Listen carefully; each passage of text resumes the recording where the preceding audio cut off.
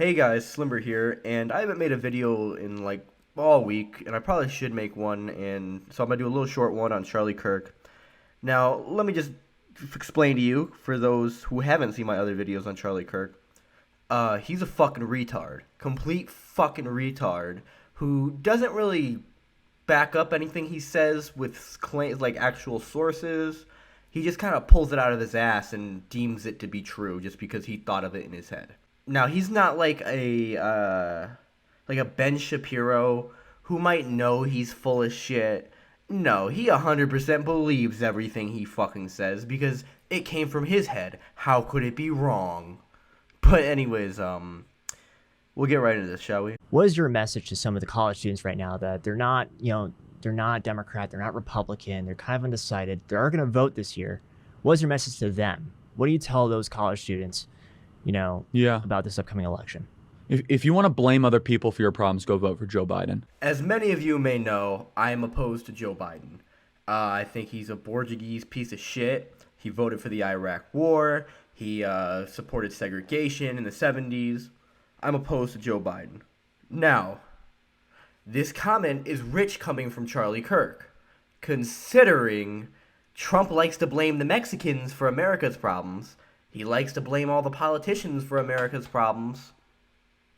How is Trump not doing the same thing when he goes out and he's like, hey, the Mexicans are taking all your jobs. That's why things are bad.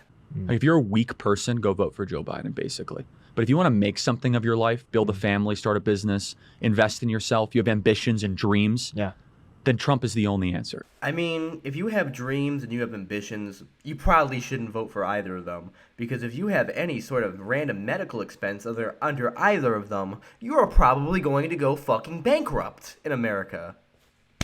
Welcome to my TED Talk. You might not like this. You might not like the style. I don't like the tweets. Well, suck it up, okay? We've been given this incredible gift to live in America. Oh, yeah. That generations before us fought in. My family fought in the Revolutionary War, the Civil War, World War I, and World War II. And the sacrifices of people that came before us, that we can live in this republic. And I have to listen to the endless diatribe of victimization, oppression, Olympics politics of someone that thinks they're oppressed because they go to Harvard, Stanford, or Yale. What the fuck does that change, dude? Oh, you are related to somebody who fought in the Revolutionary War. So am I. Oh, you're related to somebody who fought in the Civil War. My, like, 5th great-grandfather fought in the Civil War. On the fucking in the Union. Korea. Oh, my fucking great-grandpa fought in Korea. World War II. I think my great-great-grandpa fought in World War II. What is your fucking point? Just because you're related to people that fought in a war doesn't make what the government does now okay. And what they fought in isn't relevant to what is going on now. Like, you're a fucking retard, dude. Mm-hmm. And so if you're in college right now and you are growing tired of having to take a knee because of your skin color, being shut up because of your political opinion, being afraid that you might be accused of doing something you didn't do, being told you're wrong because you're a white male, being taught propaganda about the hatred of our country, then go do something about it. Well, I assume most of them aren't going to take your side because, none of that ever fucking happens. Like, yeah, maybe you'll get some fucking retard SJW feminist fucking person who works for CNN who might be like, you're a white male, your opinions aren't valid. But that only ever works when it's like, to something like that has to do with progress. They don't actually do that to people they agree with. For the most part, that doesn't fucking happen, though. You don't get fucking told to take a knee because of your skin color. That doesn't fucking happen. Show me incidents where this has happened. All of this has happened. Show me, and not just one, not just a one-off thing. Show me a lot of incidents where this has happened. Because this is fucking bullshit, dude. This is why you lost that debate to Kyle Kalinske. Because you just spew random fucking bullshit that doesn't fucking happen. That never happened or isn't true. That's why you lost that debate to Kyle Kalinske at Politicon. And also to anybody being like, why the fuck did his voice get higher? My fucking cold, dude. I hate having a cold. It sucks. Go take that ballot and say, Donald Trump's going to fight for me.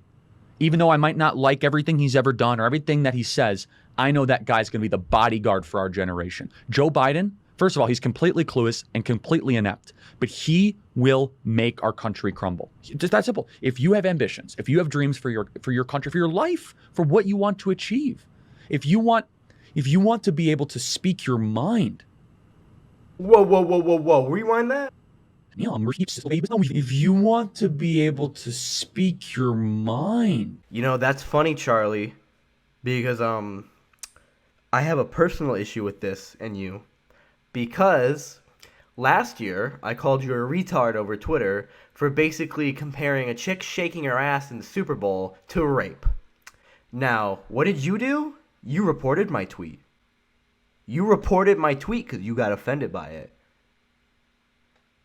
You didn't like the fact I spoke my mind, and you reported my tweet. Because you're not for freedom of speech at all. And, you know, my tweet got taken down. I got like a 12-hour fucking, like, restriction on Twitter or something like that. And then, you know, I posted about it on Instagram. And I know you saw it because I could see you in my Instagram story viewers.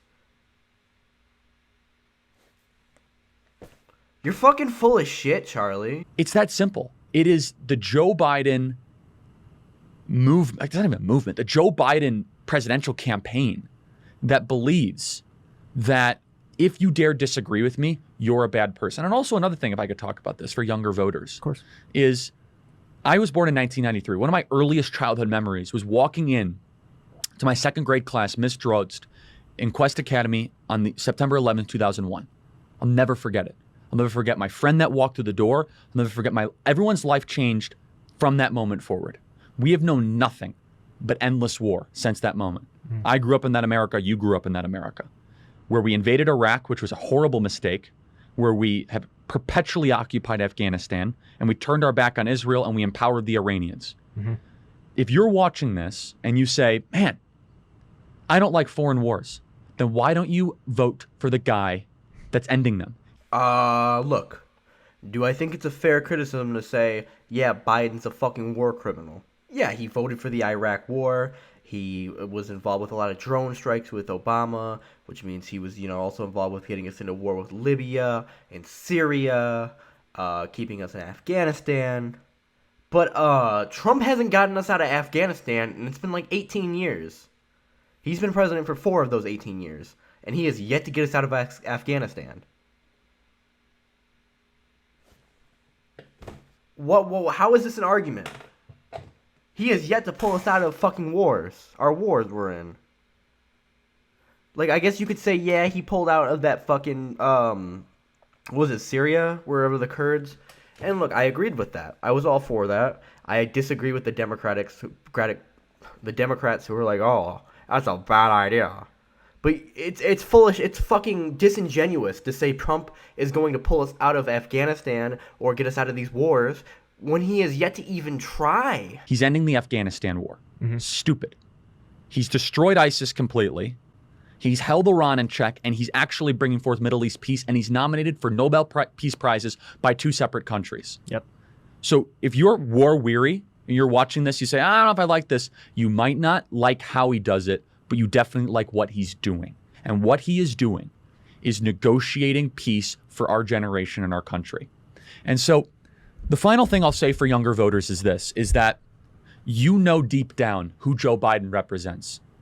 Joe Biden is that professor who makes you apologize for the color of your skin. That's oddly specific. I mean, I went to, you know, college for a minute, and I didn't have any professor who was like, you must apologize for the color of your skin.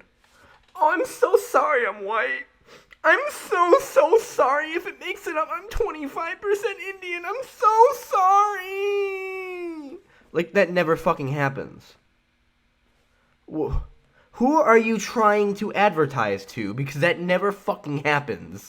Joe Biden represents that screaming lunatic activist on the side of the street that's always in your ear saying that America's a racist, bigoted, awful country. I don't think he does, because unless they're like, you know, a fucking idiot, they're definitely talking about him when they do that as well, considering, you know, he's a former segregationist and he voted for the 1994 crime bill. Don't reward that culture of intimidation and silencing with your vote. Rise up, vote for President Trump. Our generation can be the greatest generation in American history, one that stands for the rule of law, that protects freedom of speech, that cares about your ambitions, so that you can go get married and have a family. Damn, like, other than the freedom of speech part, the rest of that sounds like shit, bro. You are losing me. You are losing me, buddy, because, I don't want a fucking family, and fuck the rule of law. You're such a fucking anarchist that you believe in the rule of law, and then you sit there and tell us how you're anti-government.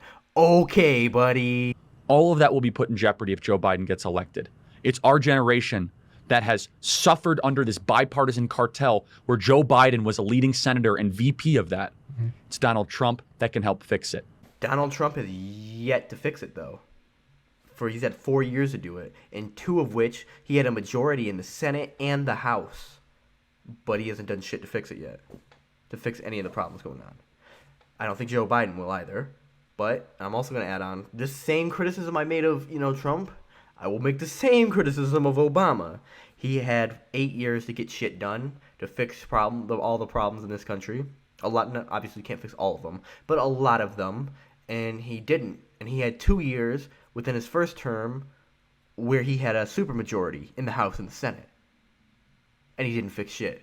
That's why you must go vote for Donald Trump in 2020. Well, guys, I guess that's the end of this video. So I will reveal who I voted for, okay? I will reveal who I voted for.